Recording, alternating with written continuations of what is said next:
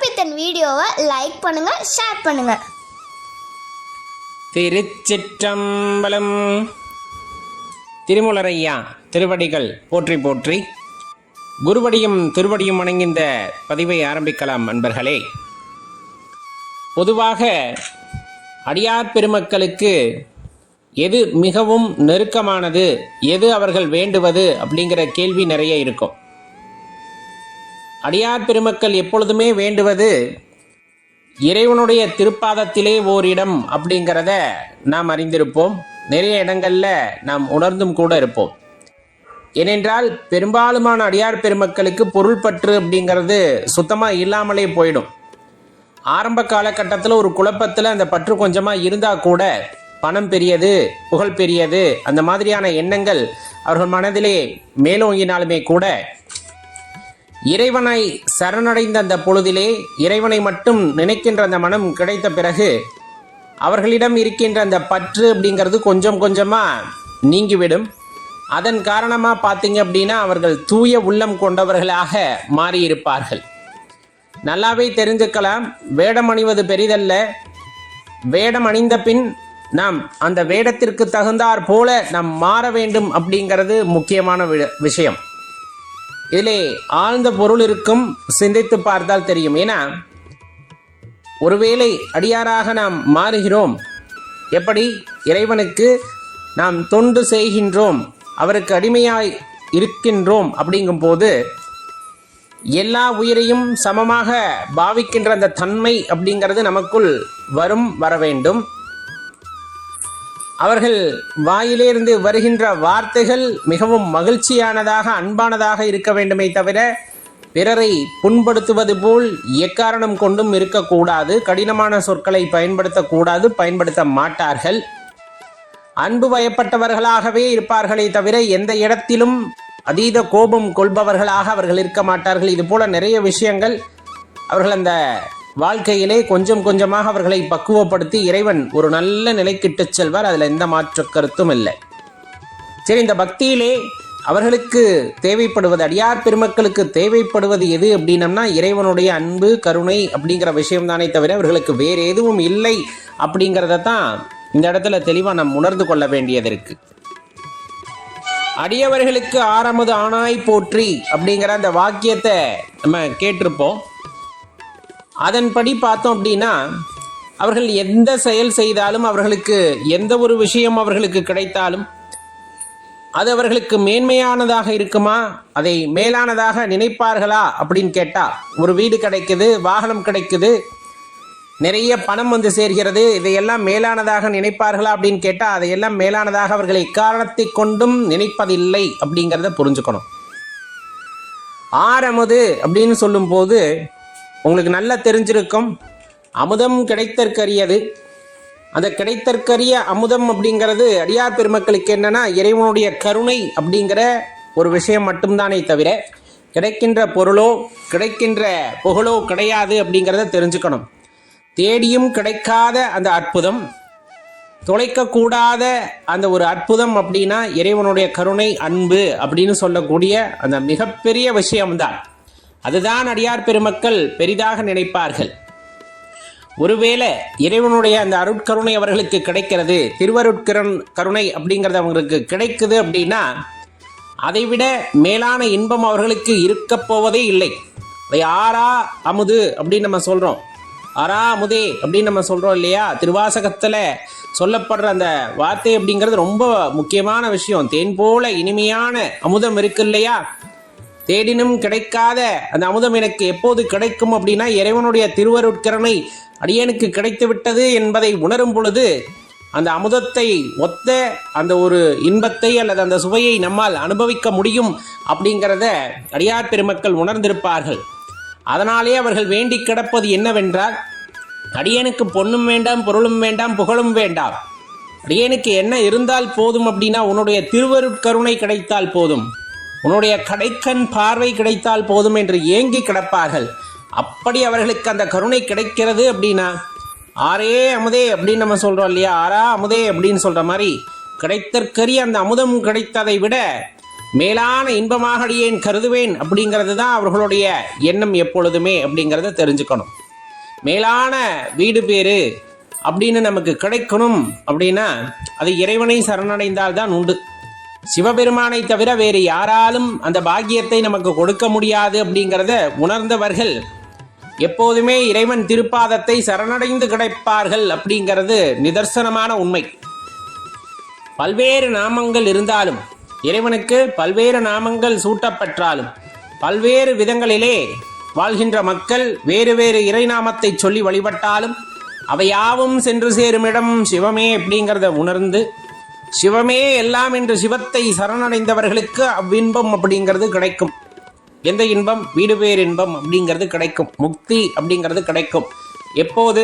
தனக்கும் இங்கு நிகழ்கின்ற எந்த ஒரு வினைக்கும் சம்மதமில்லை, இங்கு என்னால் ஆவது ஒன்றும் இல்லை அப்படிங்கிறத நிதர்சனமா உணர்ந்து, உண்மையாக உணர்ந்து, அந்த விழிப்புணர்வு நிலையிலே இருந்து நடக்கின்ற அனைத்தையும் நான் காண்போனாக மட்டுமே இருக்கின்றேன், காண்பவை யாவும் என்னுள் இருந்து சுட்டி காட்டுபவனால் நான் உணர்கின்றேன் அப்படிங்கிற அந்த விஷயத்தையெல்லாம் அறிந்து, இந்த வினைக்கும் எனக்கும் எந்த சம்பந்தமும் இல்லை, ஆனால் நான் வினை ஆற்றுபவனாக இருக்கின்றேன் அப்படிங்கிற அந்த முதற் பொருளை நாம் உணர்ந்து செயல்படுகின்றோமே எனில், இந்த கர்மாவிற்கும் நமக்கும் எந்த சம்பந்தமும் இல்லை அப்படின்னு ஒதுங்கி போறோம் அப்படின்னா, செய்ய வந்த வினையை செய்வோம், ஆனால் இதனுடைய பலன் அடியேனதல்ல, நான் எந்த நல்லது செய்தாலும் அதனுடைய பலன் அடியேனதல்ல அப்படின்னு ஒதுங்கி போகிறோம் அப்படிங்கிற பட்சத்திலே கண்டிப்பாக அது இறைவனுடைய பெரும் கருணையை நமக்கு பெற்றுத்தரும் அப்படின்னா அதில் எல்லளவும் சந்தேகம் கொள்ள வேண்டாம்.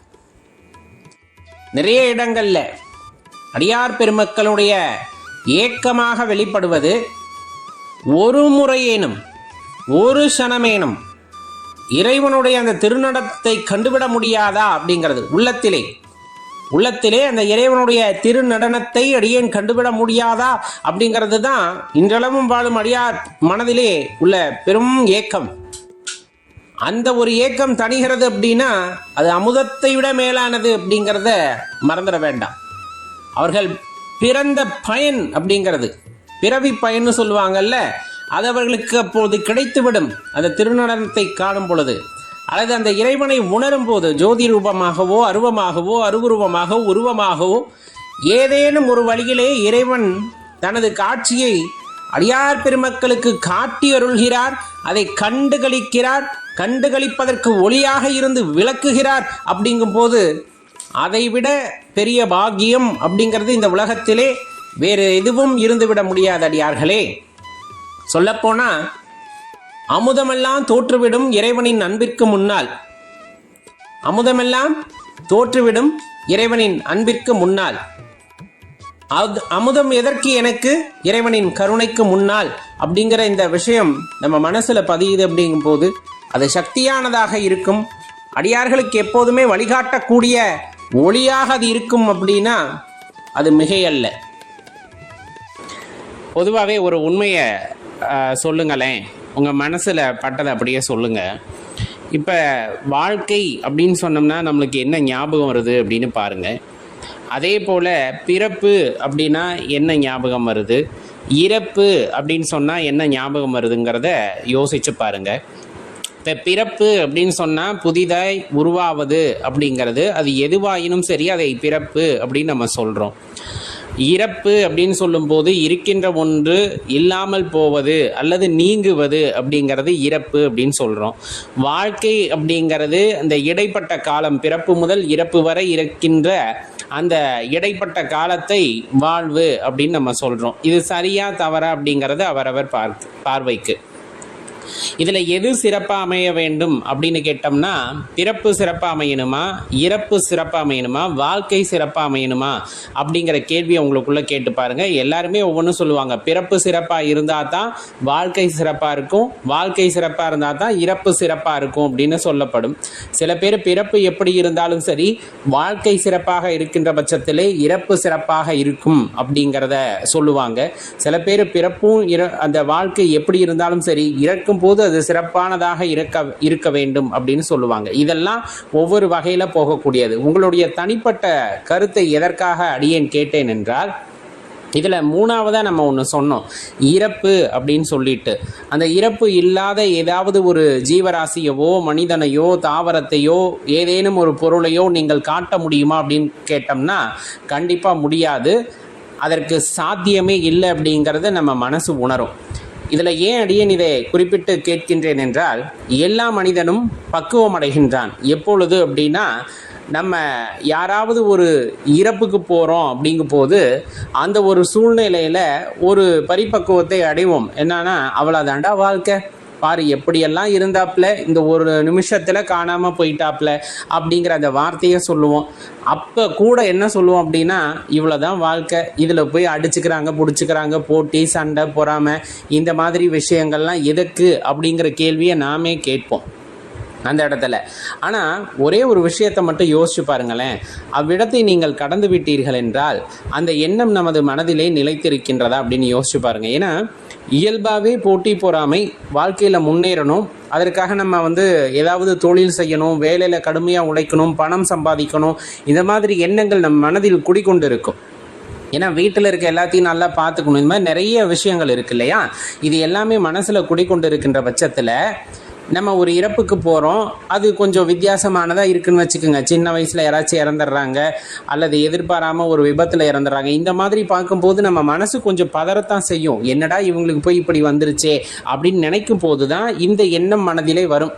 எவ்வளவோ ஆடினாலும் கடைசியாக இதுதான் அப்படிங்கிற அந்த எண்ணம் அந்த நேரத்தில் வரும். ஆனால் அது தொடர்ந்து இருக்குமான்னு பார்த்தா அந்த நாளை கடந்துட்டிங்கன்னா மீண்டும் இயல்பு வாழ்க்கைக்கு நம்ம திரும்பிடுவோம். உண்மையான பக்குவங்கிறது அதுதான், அந்த மரணத்தை பற்றின புரிதல் அப்படிங்கிறது. எதுவும் நிலை இல்லை, எவ்வளவு ஆடினாலும் கடைசியில் இதுதான் கதி அப்படிங்கிறது தான் அந்த புரிதல். அந்த புரிதல் எப்பொழுதுமே நம்ம மனசுக்குள்ளே இருக்குது அப்படின்னா, இந்த பிறப்பினுடைய நோக்கம் என்னவோ அதை நோக்கி நம்ம போவோம். ஆனால் நம்மளுக்கு என்ன ஆயிடுது அப்படின்னா, அந்த புரிதல் அப்படிங்கிறது அந்த நாளில் அந்த நேரத்தில் மட்டுமே நமக்கு இருக்கிறதே தவிர, அந்த நேரத்தை நாம் கடந்து வந்து விட்டோம் எனில் நம் மனசில் அது நிற்கிறது இல்லை. மீண்டும் இயல்பான வாழ்க்கைக்கு நாம் திரும்பி விடுகின்றோம். ஆமா இல்லையா? இதை மனசில் நீங்கள் கேட்டு பாருங்கள். ஒருவேளை அந்த புரிதல் நமக்குள்ள ஒரு தெளிவை உண்டாக்குகிறது அப்படின்னா, நாம் யார் அப்படிங்கிறத நம்ம உணர்வதற்கு அது ஒரு வித்தாக அமையும். தன்னை அறிந்து கொண்ட ஒருவன் இறைவனை அறிந்து கொள்ள முடியும். அதுதான் இதில் இருக்கக்கூடிய சூட்சமம். அப்ப இயற்கையை அவன் உள்ளது உள்ளபடி உணர்ந்து கொள்ளுதல் வேண்டும், அவசியமான ஒன்று. இயற்கையை உள்ளதை உள்ளபடி உணர்ந்து கொள்கின்ற ஒருவனால் தன்னை அறிய முடியும். தன்னை அறிந்த நிலையிலே இறைவனை அறிய முடியும். அவ்வளவுதான், ரொம்ப எளிமையான விஷயம். இப்போ இந்த பிறப்பு பற்றி நமக்கு பல விஷயங்கள் கேள்வியாக இருக்கலாம். சில பேர் முன்ஜென்மம், இப்போ இருக்கிறது, இந்த மாதிரி அடுத்த ஜென்மம் பற்றி நம்பிக்கை இருக்குது இல்லை. ஆனால் மரணத்தை பற்றி ஒரு விஷயம் தெளிவாக எல்லாருக்குமே தெரியும். பிறப்புன்னு இருந்தால் இறப்புன்னு கண்டிப்பாக இருக்கும்.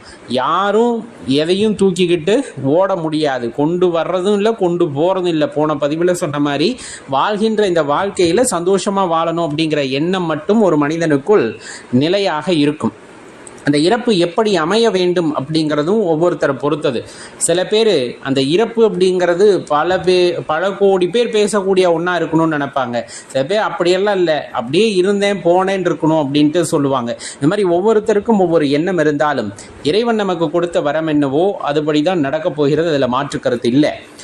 ஒரு விஷயத்தை தெளிவாக சொல்லுவாங்க, இன்றைய பிணத்தை பார்த்து நாளைய பிணம் அழுகிறது அப்படின்னு சொல்லும்போது அதனுடைய விஷயம் ரொம்ப ஆழமானதாக இருந்தாலும், ஆழமான கருத்துடையதாக இருந்தாலும், அதை புரிந்து கொள்ளக்கூடிய அந்த பக்குவம் அப்படிங்கிறது நமக்கு இருக்கா அப்படின்னு கேட்டோம்னா கண்டிப்பாக இருக்குது.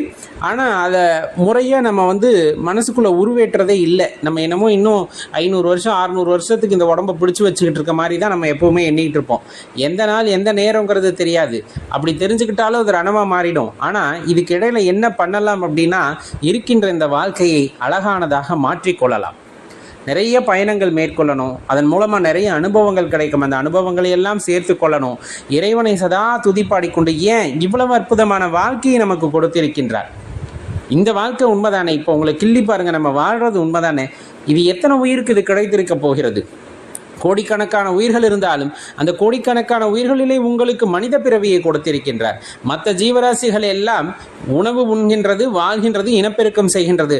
ஆனால் சுயமாக யோசிக்கின்றதா? இவ்வாறு ஆன்மீகத்தை பற்றி, முக்தியை பற்றி யோசிக்கக்கூடிய ஆற்றல் உயிர்களுக்கு இருக்கானா தெரியாது. ஆனால் மனிதனுக்கு அது இருக்கின்றது. அது நம்மால் உணர்ந்து கொள்ள முடிகிறது. மனிதன் இன்ப துன்பங்களை சமமாக தராசில் நிறுத்தி அறியக்கூடிய ஒருவனாக இருக்கின்றான். இதிலே முக்தி அப்படிங்கிறது, வீடு பேரு அப்படிங்கிறது, இந்த மாதிரி விஷயங்களை பற்றி யோசிக்கக்கூடிய ஆற்றல் யாருக்கு இருக்கிறது என்றால் இந்த மனிதனுக்கு இருக்கிறது. ஆமா இல்லையா? ரெண்டே விஷயம்தான். அப்ப இவ்வளவு ஆற்றல் படைத்திருக்கின்ற மனிதன் ஏன் அந்த முக்தியை நோக்கி ஓடுவது இல்லை, செல்வது இல்லை அப்படிங்கிறத இங்கே இருக்கக்கூடிய பெரிய கேள்வி. அந்த முக்தியை பற்றி அறிந்து கொள்ள வேண்டும், வீடு வீடை பற்றி அறிந்து கொள்ள வேண்டும் என்றால் தன்னை அறிதல் என்பது அவசியமாகிறது. தன்னை அறிய வேண்டும் என்றால் தனக்கும் மரணம் உண்டு. அதற்கான காலகட்டம் என்னவென்று தெரியாது, ஆனால் தனக்கும் மரணம் உண்டு என்பதை அவன் தெளிவாக அறிந்திருத்தல் வேண்டும்.